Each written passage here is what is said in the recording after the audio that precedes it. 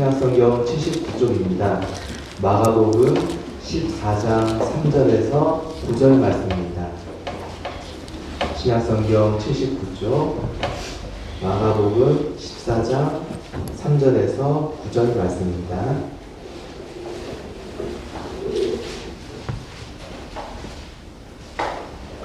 신약성경 79쪽 마가복음 14장 3절에서 9절 말씀입니다.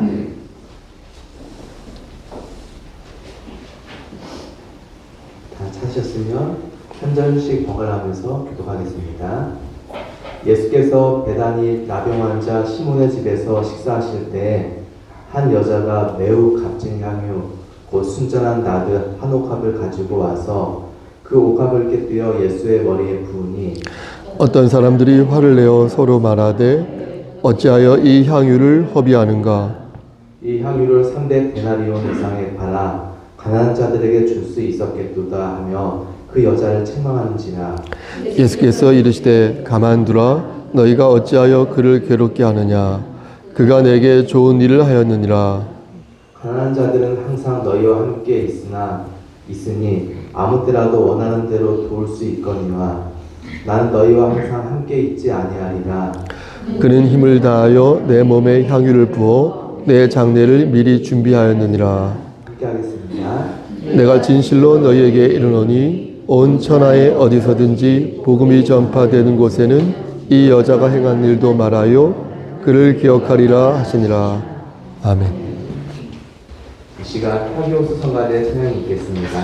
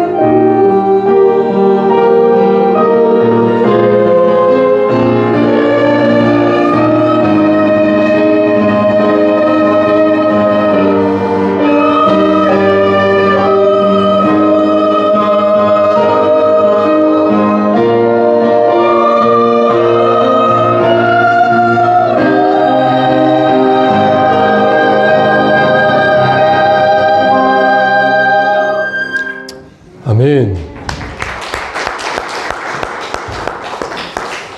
기도하시겠습니다. 하나님, 이 시간 하나님 말씀을 대언하고자 합니다. 부족하지만 잘 전할 수 있도록 도와주시옵소서. 예수님의 이름으로 기도드렸습니다. 아멘. 과학적 연구나 어떤 통계를 분석할 때 필수적으로 들어가는 개념이 있습니다. 그것은 바로 독립변수와 또 종속변수 이게 있는데요. 독립변수는 뭐냐면 어떤 것에 영향을 주는 그런 것을 말하고요. 반대로 종속변수는 뭐겠습니까? 영향을 받는 변수를 말합니다. 예를 들어 보겠습니다.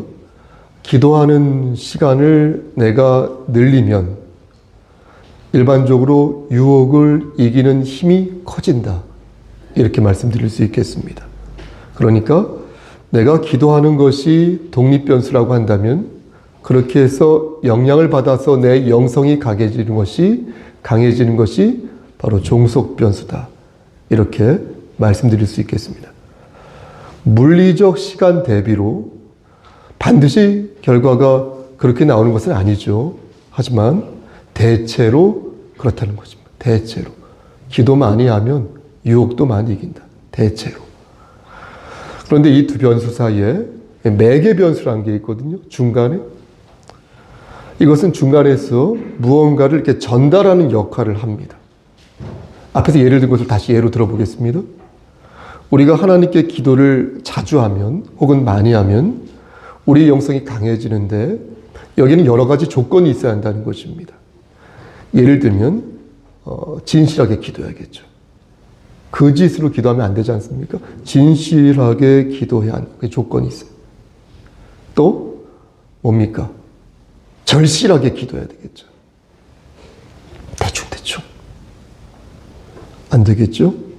또 했다 안 했다 이러지 마시고 꾸준하게 한 번 시작했으면 끝까지 꾸준하게 성실하게 그렇게 기도해야 하는 매개 조건이 있는 것입니다. 무엇보다도 예수님의 이름으로 기도하였습니다. 이것이 반드시 들어갈 것이니 이런 매개 조건들이 없다면 그 기도는 온전한 결과물을 만들어낼 수 없다. 이렇게 말씀드리겠습니다. 이것을 햄버거로 표현해 보겠습니다. 두 개의 빵 아시죠? 빵이 위아래로 이렇게 있는데 그 중간에 맛있는 고기와 야채가 들어있는 것입니다. 햄버거나 샌드위치는 이렇게 삼박자를 갖추고 있어서 그렇게 해야 흘리지 않고 맛있게 먹을 수 있습니다. 만약 그렇지 않고 어느 한쪽이 비어있으면 그게 묻죠. 소스가 손에 질질 묻고 또 너무 짜겠죠. 패트만 있으면 혹은 패트가 없으면 싱겁겠죠. 그래서 온전히 햄버거나 샌드위치를 즐길 수 없을 것입니다. 오늘 본문도 그러한 구조를 가지고 있으니 우린 주께서 우리에게 주시고자 하는 이 메시지를 반듯하게 받아서 지금보다 더 기름진 옥토의 마음을 만들어야겠다라는 것입니다. 여러분 보십시오. 옥토의 마음은 누가 제일 좋겠습니까? 내가 제일 좋은 거죠. 옥토의 마음을 가진 자가 제일 좋습니다. 옥토가 가시의 마음을 갖고 있거나 뭡니까? 돌밭의 마음을 갖고 있거나 길가의 마음을 가지고 있고 그것처럼 딱한 것도 없지 않겠습니까? 저 사람은 옥토인데 가만히 보니까 지금 가시밭길, 가시떨기, 또 길가, 돌밭의 마음을 자꾸 가지려고 하는 얼마나 안타깝습니까? 옆에서 볼 때. 그러므로 말씀으로 역사하시는 하나님의 음성을 우리는 겸손한 마음으로 받아야 할 것이니 그렇게 해야 영성이 자라서 우린 궁극적으로 이기는 자가 될 수 있다는 것입니다. 이기는 자가. 그럼 오늘 본문을 살펴보도록 하겠습니다. 오늘 말씀 보면 어떻습니까? 한 여인이 등장하는데요. 이 여인이 예수님에게 무엇을 합니까? 향유를 붓는 대목이 나옵니다. 너무나 잘 아는 말씀인데요. 사람들은 그 여인을 책망하였는데 그 이유가 무엇입니까? 그 여인이 부은 향유가 순전한 나드였고 그 양이 무려 어땠어요? 한 옥합이나 되었기 때문입니다. 순전하다는 것은 가짜가 아니라 진짜라는 것이거든요. 진짜. 또 그 양이 한 옥합이라고 했으니 그 양이 상당하였던 것입니다. 이제 많이 들어봐서 아시겠지만 옥합은 이렇게 유리병처럼 생긴 것이라고 합니다.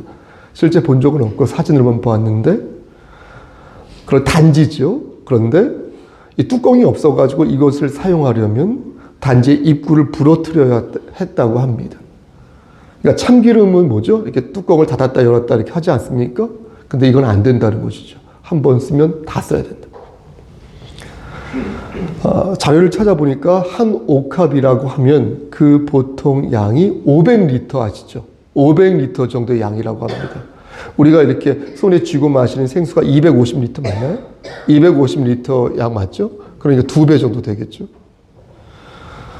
그런데 5절 말씀을 한번 보시겠습니까? 5절 말씀 보면 그 값이 300데나리온이라고 말씀합니다. 한 데나리온이 하루 품삯이거든요. 보통 성인 남성이 일할 때. 그러니까 300데나리온이니까 성인 남성이 대충 1년 정도 일했을 때 받을 수 있는 금액이라 하겠습니다. 그럼 성인 남성이 하루에 일당이 10만 원이라고 그러면 여인이 부은 이 향유의 값어치는 원화로 계산할 때 대충 약 3천만 원 정도가 되겠습니다. 그런데 여인이 그것을 한 번에 예수 그리스도의 머리에 부었다는 거예요. 그러니까 저들이 볼 때는 도저히 이해가 안 간 것이죠. 술로 따지면 조니 워커 블루 라벨 한정판, 조니 워커 블루 라벨 한정판을 한 번에 머리에 부은 것이니 죄송합니다. 미치지 않고서는 도저히 할 수 없는 그런 행동 아니겠습니까? 사실 여인의 그런 행동은 누가 보더라도 황당했을 것입니다. 그렇지 않겠습니까? 예수님 입장에서는 3천만 원짜리 시술을 받은 것이죠. 3천만 원짜리. 여인의 입장에서는 요즘 말로 플렉스를 한 거 아니겠습니까? 옆에서 그것을 지켜본 사람들 입장에서는 어쨌든 황당무계하였을 것이고, 그래서 여인을 책망한 것이 상식적으로 볼 때는 이해가 되죠. 그런데 놀라운 것은 무엇입니까? 예수 그리스도의 반응이었습니다. 평상시에 예수님은 가난한 사람들에게 자비를 베풀어 하셨거든요. 또 부자 청년에게 너희 재산을 가난한 자에게 나누어주라고 말씀하셨거든요. 그런 분이 예수님이시거든요. 그런데 여인의 이런 행동을 보시고 나무라지 않으셨고, 나아가 여인의 그런 행동을 적극적으로 옹호하시면서 칭찬까지 하신 것입니다. 여러분 6절 말씀을 보시겠습니까? 제 얼굴 안 보셔도 됩니다. 6절 말씀. 6절 말씀에 뭐라고 말씀합니까? 예수께서 가라사대 어떻게 해라? 그렇죠. 가만두어라. 너희가 어찌하여 저를 어떻게 하느냐? 괴롭게 하느냐? 저가 내게 좋은 일을 하였느니라. 이렇게 말씀하신 것입니다. 그럼 예수님의 이 말씀을 나누어서 한번 분석해 보겠습니다. 먼저 예수님께서 가만히 있으라고 말씀하셨죠. 너희는 그러니까 여인을 탐해하지 말고 가만히 있어, 가만히 있어 이렇게 말씀하신 것입니다. 한마디로 말씀드리면 수선되지 말고 그 입을 다물라는 거예요. 예수님께서 이렇게 말씀하신 이유는 그 여인에게 특별한 마음이 있다는 것을 아셨기 때문입니다. 그 여인은요, 자신이 가지고 있었던 특별한 마음을 예수님에게 표현하고 싶었던 거예요. 드러내고 싶었던 거예요. 남들이 뭐라 하든 그것을 표현하지 않으면 견딜 수가 없었기 때문에 그렇게 물질로서라도 자기 자신의 특별한 마음을 표현하고 싶었던 것입니다. 예수님께서도 그 마음에 주목하셔서 그 여인의 특별한 마음을 인정하셨던 거예요. 여러분 특별한 마음 있지 않습니까? 저 좀 보시고요. 특별한 마음은 심령이 가난해질 때 특별한 마음이 생길 수 있어요. 영적으로 겸손해지지 않으면요, 이 특별한 마음은 절대 생기지 않습니다. 주님을 향한 이 특별한 마음 절대 가질 수 없습니다. 이렇게 말씀 전한 저도 마찬가지. 제가 건방 떨면 저도 마찬가지. 우리가 종종 마음은 원인데 어떻습니까? 육신은 뭐다? 약하다 이렇게 말하지 않습니까? 그렇게 말한 이유는 보세요. 나의 육신이, 우리의 육신이 허탄한 일로 교만해졌다는 것을 말하는 거거든요. 내가 갖지 말아야 할 욕심이 있거든요. 내가 품지 말아야 될 탐욕이 있거든요. 망상이 있거든요. 허언이 있거든요. 이런 것으로 우리의 영성이 바닥을 칠 때 나의 육신이 한없이 작아지고 약해진다는 거거든요. 그러므로 마음은 원인데 육신이 약하다는 것은 내 마음은 이전에 가졌던 그 뜨거운 감격을 기억하지만 지금은 세상 일로 그럴 여력이 없다는 것입니다. 육신이 약하다는 것은 그래서 내 마음이 상당히 빳빳하고 뻣뻣하고 무미건조해져서 나 지금 행복하지 않다는 거거든요. 은혜를 기억하고 있는 사람은 지금 내가 어떤 상황인지 그 상태를 파악할 수 있지만 여러분 그것도 한두 번이에요. 계속해서 마음만 원한다고 말한다면 어느 순간 우리의 육신은 파국에 이르게 될 것이다 라는 것입니다. 사도 바울이 이 말을 했을 때요, 에이 모르겠다, 마음은 원인데 육신이 약해서 그런 것이니까 하나님께서 이해해 주시겠지 라는 취지로 말씀하신 게 아니에요. 말씀한 게 아니에요. 바울은요, 이 말을요, 부단한 노력과 견고한 내공으로 한 말이었다는 거예요. 그러니 지금 우리는 어떠한지를 돌아보아야 한다는 것입니다. 우리 스스로에게 물어야 한다. 그래서 여러분 조금 더 냉철하게 여러분 자신을 훈육해야 된다는 거예요. 훈육. 필요하다면 매질도 해야 되겠죠? 그렇게 할 때 우리는 주님을 향한 특별한 마음을 다시 갖게 될 것이니 그때 우리 주님께서는 제 생각에, 제 표현으로 버선발로 달려오셔서 그런 우리를 안아주실 것입니다. 여인은 물질로서 자신을 과시하려 했던 것이 아니었습니다. 여인은 예수님의 말씀을 기억하고 있었던 것입니다. 예수님은 사람들에게 당신이 죽게 될 것이라고 말씀하셨습니다. 그런데 여인은 그 말씀을 기억한 거예요.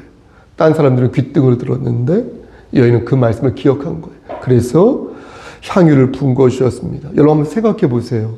여러분의 아내가, 남편이, 자식이 혹은 부모님이 어떤 사랑하는 어떤 이가 결연한 표정으로 다가와서 여러분들에게 내가 이제 좀 죽게 될 것 같은데 이렇게 말했을 때 여러분들 마음속으로 어떤 생각을 하시겠습니까? 저는 좀 많이 그런 경험을 했는데 수단과 방법을 가리지 않고 뭐라도 해야겠다는 생각을 하지 않겠습니까? 그게 아니라면 최소한 내가 무엇을 가지고 있는, 그게 만약 물질이라면 그렇게라도 해가지고 뭔가를 좀 시도해보고 싶은 마음이 들지 않겠습니까? 저는 예수님이 죽게 될 것이란 그 말씀을 그 여인이 들었을 때 슬픈 상상을 했을 거라고 생각해요. 막 상상. 당장 돌아가실 건 아닐 거라고 생각했을 것 같아요. 그래서 예수님이 죽으실 거라는 생각을 막 이 여인이 막 상상을 하면서 생각하면서 가슴이 막 먹먹해지면서 내가 받은 예수 그리스도의 그 은혜를 어떻게 표현해야 될지 막 생각했을 것 같아요. 근데 제자들이, 사람들이 그런 여인을 책망한 것입니다. 사람들과 제자들이 여인을 책망하고 괴롭히자 예수님께서 이렇게 말씀하셨습니다. 8절 말씀 보시겠습니까? 8절 말씀. 그는 힘을 다하여 내 몸에 향유를 부어 내 장사를 미리 준비하였느니라. 여기에서 힘을 다하였다는 건 몸에 힘을 바짝 쥐었다는 것이 아니라 자기가 가지고 있는 모든 걸 드렸다는 거예요. 자기 통장에 있는 돈을 싹싹 긁어가지고 드렸다는 것이 아니라 자기가 할 수 있는 범위 내에서 최선을 다해서 자신의 것을 드렸다는 거예요. 예수님께서는 그런 여인의 마음을 보신 것이고 과부가 바친 2렙돈처럼 그가 온 마음을 다하여 향유를 부었다는 사실을 지금 말씀하고 계신 거예요. 그리고 그 행위가 당신의 장사를 미리 준비한 행위였다는 것을 제자들에게 공표하신 것입니다. 그래서 사람들에게 야, 나서지 말고 가만히 있어 라고 호통을 치신 것입니다. 그러니까 여인의 행동은 황당무계한 행동이 아닌 것이고 하나님의 영광을 위하여서 한 행동이니까 너희는 그의 마음을 폄훼하지 말라는 거예요. 아무것도 모르면 폄훼하지 말라. 다시 6절 말씀으로 돌아가겠습니다. 예수님께서 두 번째 하신 말씀은 무엇이었습니까? 괴롭히지 말라. 이렇게 말씀하셨어요. 이 말씀의 뜻은 저가 순전한 마음으로 순전한 나들을 바쳤는데 너희는 그를 칭찬하지 못할 망정 그를 괴롭히고 있으니 그러지 말라는 거예요. 제발 좀. 다시 말씀드렸어요. 지금 너희들이 이 여인을 두고 협공을 벌이고 있는데 그게 과연 온당한 행위인지 스스로에게 물어보라는 거예요. 너희가 진정 나를 사랑하고 있는지, 그게 맞는지, 너희가 진정 나를 구세주로 여기고 있는지, 그게 맞는지, 너희가 진정 예배를 드리는 자로서 나의 장래와 나의 부활을 준비하는 자 맞는지 스스로에게 물어보라는 것입니다. 예수님께서는 이미 여러 사람들에게 당신의 죽음을 예고하신 바 있습니다. 심지어 죽은 뒤에 사흘 만에 부활하신다라는 말씀도 하셨습니다. 하지만 제자들은 그 말씀을 믿었습니까? 믿지 않았어요. 부활하신다는 예수님의 말씀을 깊이 생각하지 않았고요. 그것을 믿으려 하지도 않았어요. 하나님의 말씀은 명명백백하게 증거하고 계신데 자신들의 입맛에 맞지 않으니까 믿지 않았어요. 받아들이지 않았어요. 그런데 여인은 달랐다. 물론 여인도 예수님의 부활에 대해서 자세히 알지는 못했죠. 하지만 최소한 그녀는 예수님이 죽게 될 것이라는 사실을 그 말씀만은 예의주시하고 있었던 것입니다. 다른 사람들은 어떻게 하면 예수를 통해서 한몫 건질까? 자신의 이름을 떨칠까? 라는 것에만 골몰하고 있었는데 여인은 그렇지 않았던 것입니다. 무엇이 신앙의 본질이고 무엇이 교회의 사명인지 여인은 정확히 꿰뚫어보고 있었던 것입니다. 여인은 어떻게 하면 하나님의 이름을 높이고 어떻게 하면 그분을 찬양하고 그분을 경배할 것인지 골몰하였습니다. 어떻게 하면 복음을 전하고 어떻게 하면 하나님 맡겨주신 사명을 내가 잘 감당할 것인가 그것에 집중했습니다. 사람들이 뭐라고 계속 옆에서 떠들어도 신경 쓰지 않았고 오직 한 가지 무엇이요? 어떻게 하면 하나님께 내가 영광을 돌릴 것인가 그거에만 집중했습니다. 환난과 시련이 몰려와도 하나님과 나와의 관계 있죠? 그 관계, 인격적인 관계를 생각하면서 흔들리지 않고 모든 문제를 아버지 하나님께서 해결해 주실 것을 믿고 앞만 보며 달려갔습니다. 그러한 마음이 있었기에 그 여자라고 표현할게요. 그 여자는 300데나리온이나 되는 옥합을 바칠 수 있었던 것입니다. 사랑하는 성도 여러분, 오해하지 마십시오. 저는 다음 주가 부활주일인데 여러분들이 여인처럼 부활절을 맞이하여서 헌금을 많이 하라 이런 말씀을 드리는 게 절대 아닙니다. 제가 말씀드리고자 하는 건 뭐냐면요. 하나님과 여러분들과의 관계를 한번 진지하게 생각해 보시라는 거예요. 그 인격적인 관계를. 그 첫사랑을 한번 떠올려 보시라는 거예요. 제가 뭘 말한다고 해서 뭐 이렇게 설득이 되겠습니까? 하나님께서 역사하지 아니하시면 불가능하죠. 내가 누구이고 또 무엇이 내 삶에서 중요하고 한번 생각해 보라는 거예요. 주님은 여인을 조롱하는 사람들에게 가만히 있어 그 여자를 괴롭히지 말라 이렇게 말씀하셨어요. 그렇다면 우리는 어느 쪽이어야 하냐는 것이에요. 여인 쪽이어야 합니까? 아니 여인을 책망하고 조롱하는 쪽이어야 합니까? 예? 생각해 보시라는 거예요. 마가는 하나님의 계시를 받고 이 부분을 이제부터 여기서 살짝 추정이 들어가는데 이 부분을 어떻게 내가 이 말씀을 쓸까? 글쓰기로 아마 고민하였을 것 같습니다. 하나님께서는 마가에게 이렇게 말씀하셨을 것 같습니다. 너는 아주 간결하게 글을 잘 쓰더라. 너는 아주 빠르게 글을 잘 쓰더라. 그러니까 너는 불필요한 설명을 최대한 줄이고 예수님의 그 활동, 내 아들 예수 그리스도의 그 활동을 빠르게 전개하는데 집중해서 글을 쓰도록 해라. 이렇게 말씀하셨을 것입니다. 그래서 마가는 마가복음을 쓰면서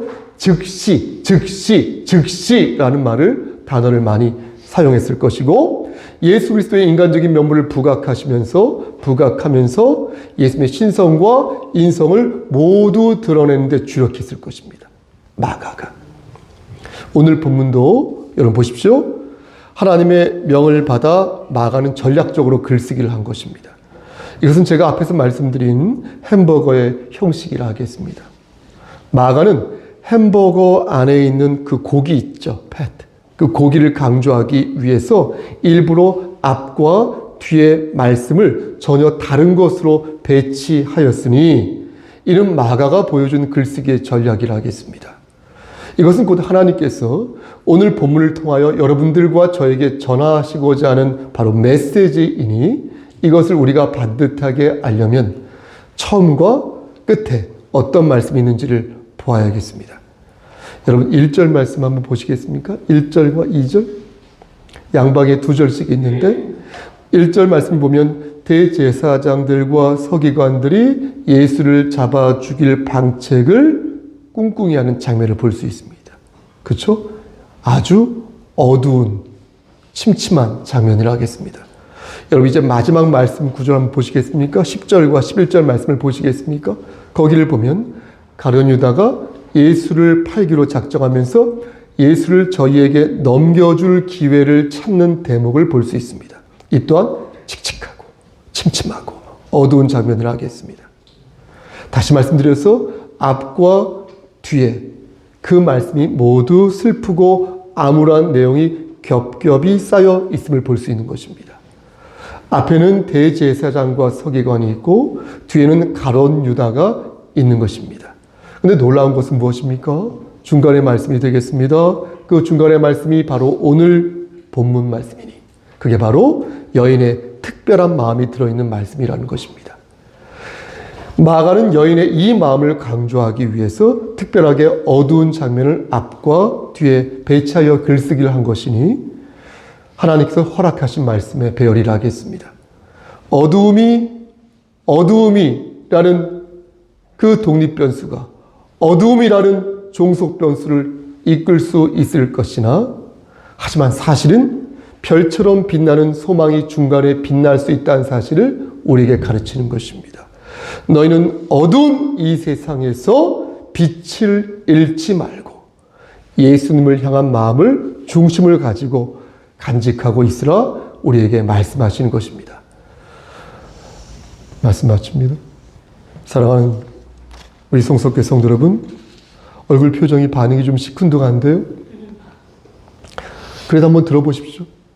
사랑하는 성도 여러분, 하나님께서는 오늘 본문을 들어서 저와 여러분에게 말씀하십니다. 이렇게요. 저로 할게요. 성목사, 누가 너를 지금 조롱하고 있는가? 성목사, 너는 지금 어두움의 중간에서 헤매고 있지 않니? 이렇게 물으신다는 거예요. 저에게 사망의 음침한 골짜기를 다닐지라도 해를 두려워하지 않는 것은 하나님께서 나와 함께 하심을 믿기 때문이다. 주의 지팡이와 막대기가 나를 안위하시기 때문이다. 그래서 주께서 내 원수의 목전에서 내 머리에 기름을 부으시고 내게 상을 베푸시기 때문이다. 내가 그 말씀을 믿기 때문이다. 너희는 그 말씀을 믿어라. 이렇게 말씀하시고 계시다는 것입니다. 사랑하는 성도 여러분, 지금은 종말을 준비할 때가 아닐까요? 우리의 마지막이 언제 올지 모르겠으나 어쨌든 우리는 종말을 맞이하지 않겠습니까? 그러니 우리는 마지막인 것처럼, 오늘이 마지막인 것처럼 향기롭고 반듯하게 살아서 하나님께 영광을 돌리는 삶을 살아야겠습니다. 저 좀 보시고요. 그렇게 사시기를 주님의 이름 받들어 간절히 축원합니다. 아멘. 기도하십니다. 하나님, 좁은 입으로 하나님 말씀을 대언하였습니다. 오늘이 마지막인 것처럼 뜨겁게, 반듯하게, 멋지게 잘 살아서 하나님께 영광 돌리는 삶을 살 수 있도록 도와주시고 부활의 참 소망을 마음에 간직하여 전국적으로 이기는 자가 되게 역사하여 주시옵소서. 예수 그리스도 이름으로 기도드렸사옵나이다. 아멘.